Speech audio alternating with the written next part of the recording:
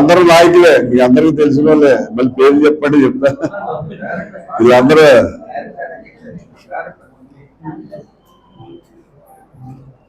ఈవేళ ముఖ్యంగా press meet ఏర్పాటు చేయడానికి కారణం ఏంటంటే మన రాజమండ్రి నగరంలో ఉన్న ప్రజల్ని, అయ్యా ప్రజలారా మీ గాఢ నిద్రలోంచి మేల్కోండి, రాజమండ్రిలో ఉన్నటువంటి ప్రభుత్వ సంస్థలన్నీ కూడా జెండాపై కప్పిరాజు లేచిపోతున్నాయి, మీరు నిద్రపోతే ఏమి ఉండవు ఇక్కడ, ఏమి మిగలవని చెప్పి చెప్పడం కోసం చెప్పి వేళ పత్రికా విలేకరుల సమావేశం ఏర్పాటు చేయడం జరిగింది. మన ఉమ్మడి ఆంధ్రప్రదేశ్ లో మనకి పొట్టి శ్రీరాములు తెలుగు యూనివర్సిటీ అని హైదరాబాద్ లో పెట్టడం జరిగింది. 10 సంవత్సరాలు ఉమ్మడి రాష్ట్రాల్లో కంబైన్డ్గా రన్ చేసుకునే అవకాశం ఉంది. 10 సంవత్సరాలు అయిపోయిన తర్వాత ఎవరి దుకాణం వాళ్ళే, మీ రాష్ట్రంలో వెళ్ళి మీరు, మా రాష్ట్రంలో మేము రన్ చేసుకుంటామని అన్నారు. మొన్న రీసెంట్ గా జరిగిన పొట్టి శ్రీరాములు తెలుగు యూనివర్సిటీలో జరిగిన అడ్మిషన్స్ లో మన రాజమండ్రిలో ఉన్నటువంటి పొట్టి శ్రీరాములు విద్యాపీఠాన్ని, సాహితీపీఠానికి అడ్మిషన్స్ ఇవ్వలేదండి. ఏంటంటే మీకు మాకు సంబంధం లేదు అన్నారు. ఇవాళ రాజమండ్రిలో ఉన్నటువంటి పొట్టి శ్రీరాములు సాహితీ విద్యాపీఠానికి 16 ఎకరాల ల్యాండ్ ఉంది, బ్రహ్మాండమైనటువంటి బిల్డింగ్స్ ఉన్నాయి. ఇవన్నీ కూడా దీన్ని పీఠాన్ని తీసుకెళ్లి తిరుపతిలో పెట్టాలని చెప్పి ఒక ప్రపోజల్ తోటి ఆల్రెడీ గవర్నమెంట్ తిరుపతిలో ఒక ల్యాండ్ కూడా 8 ఎకర్స్ తీసుకోవడం జరిగింది. మన రాజమండ్రిలో ఉన్నటువంటి ఈ పొట్టి శ్రీరాములు తెలుగు సాహితీ పీఠం పోవడం అంటే మరి మనకి చాలా బాధాకరమైనటువంటి విషయం. అంటే రాజమండ్రిలో అంటే ఒక సాంస్కృతిక రాజధాని, ఇది తెలుగు యూనివర్సిటీలో ఉండాలి అంటే రాజమండ్రిలోనే ఉండాలి. ఈ ప్రభుత్వాన్ని డిమాండ్ చేసేది ఏంటంటే ఈ విద్యాపీఠాన్ని మీరు యూనివర్సిటీగా మార్చి రాజమండ్రిలోనే ఇక్కడే కంటిన్యూ చేయాలని చెప్పి ప్రభుత్వాన్ని డిమాండ్ చేస్తున్నాడు. ఎందుకంటే university already Potti Sriramulu university Hyderabad పోయింది కాబట్టి ఇక్కడ ఉన్నటువంటి పొట్టి శ్రీరాములు విద్యా సాహితీ పీఠాన్ని ఒక యూనివర్సిటీకి కన్వర్ట్ చేసి ఈ రాజమండ్రిలోనే కంటిన్యూ చేయాలి. మీరు ఎవరి పేరు పెట్టుకుంటారో పెట్టుకోండి, పొట్టి శ్రీరాముల పేరు తీసేసి ఇందిరాగారి పేరు పెట్టుకున్నా మాకు అభ్యంతరం లేదు. కానీ ఇక్కడ మాత్రం తెలుగు యూనివర్సిటీ అనేది రాజమండ్రిలోనే ఉండాలి. ఆల్రెడీ ల్యాండ్ ఉంది, బిల్డింగ్స్ ఉన్నాయి కాబట్టి ఇక్కడే కంటిన్యూ చేయాలని చెప్పి మొట్టమొదటి డిమాండ్ గా మేము తెలియజేస్తున్నాం.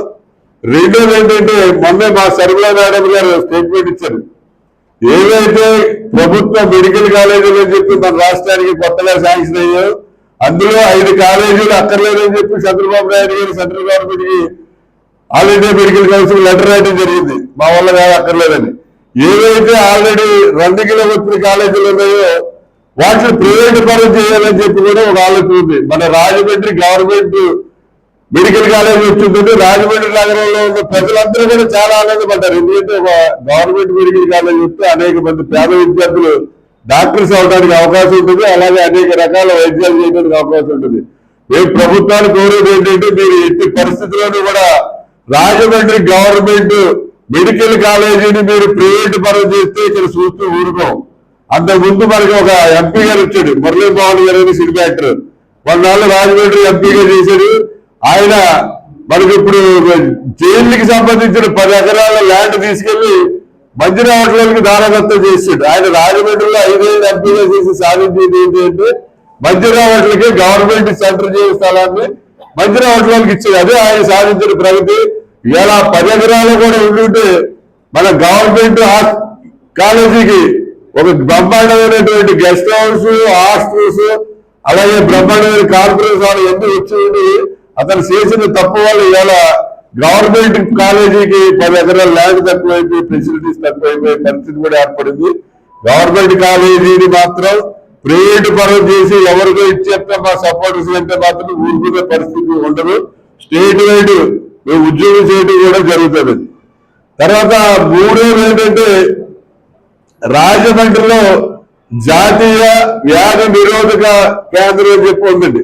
మన రాష్ట్రానికి సంబంధించి రాజమండ్రిలో వేవర్స్ కాలనీలో లెపర్సీ కానీ, పైలేరియా కానీ, మలేరియా కానీ వీటన్నిటికీ సంబంధించిన వ్యాధులకి మన రాష్ట్ర వ్యాప్తంగా ఏమైనా ట్రీట్మెంట్ చేయాలన్నా క్యాంపులు రన్ చేయాలన్నా ఒక ఈ హాస్పిటల్ ఇక్కడ వేవర్స్ కాలనీలో పెట్టారు.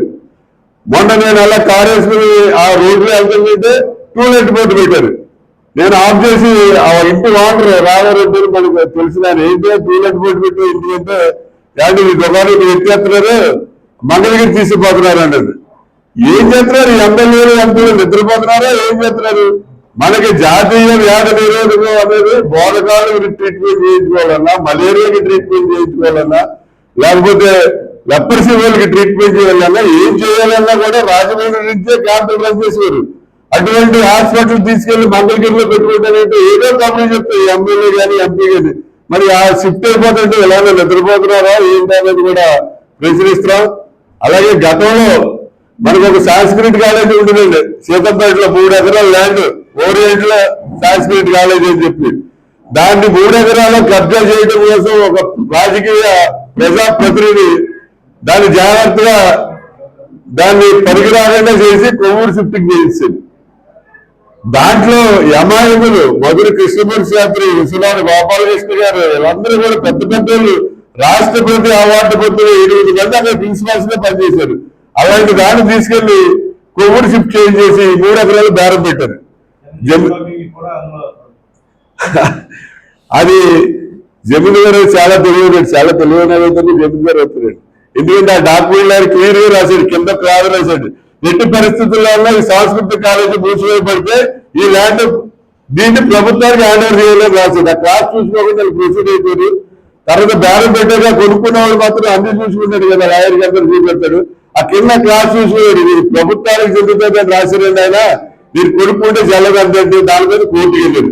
ఇప్పుడు నేను కోరేది ఏంటంటే అది మొన్న విశ్వనాథ గోపాలకృష్ణ గారికి తిరుపతిలో ఒక సన్మానం జరిగింది టీటీడీ వాళ్ళు.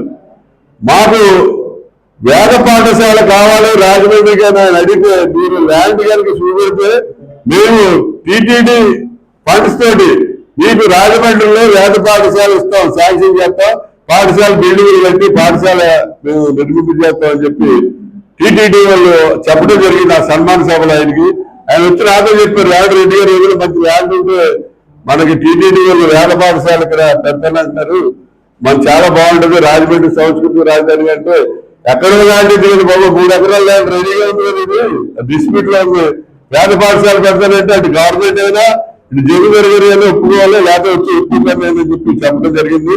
కాబట్టి ఇప్పుడున్న ప్రజాప్రతినిధులు ప్రభుత్వంలో ఉన్నటువంటి వారు రాజమండ్రిలో ఏదైతే ఓరియంటల్ కాలేజీ ఉన్న 3 ఎకరాల వేద పాఠశాల స్టార్ట్ చేయాలని చెప్పి కూడా ఈ సందర్భంగా కోరుతున్నాం.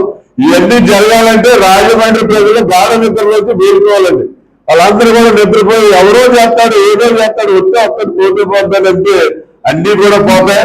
ఇవాళ రాజమండ్రిలో ప్రజలు ప్రతి ఏళ్ళు కూడా కుళాయి పన్ను కడుతున్నారు. కుళాయి పన్ను కట్టినప్పుడు మాకు మంచినీళ్ళు కావాలని డిమాండ్ చేసే రైట్ ఉంది, ఎవరు అడగరు. ఇవాళ వాళ్ళ తాగే వాటర్ లో బోల్డెడ్ కెమికల్స్ కలిసిపోయి ఉన్నాయి, అదే తాగుతున్నారు, రోగాలు తెచ్చుకుంటున్నారు. మీరందరూ దయించి నీళ్లు కాసుకుని వడపోసుకు తాగనమ్మా, ఎందుకు కుళాయి దగ్గర పడి అలా దర్యాలు తాగేసి ఆ కుళాయి నీళ్లు తాగేస్తే లేనిపోయి రోగాలన్నీ వస్తాయి.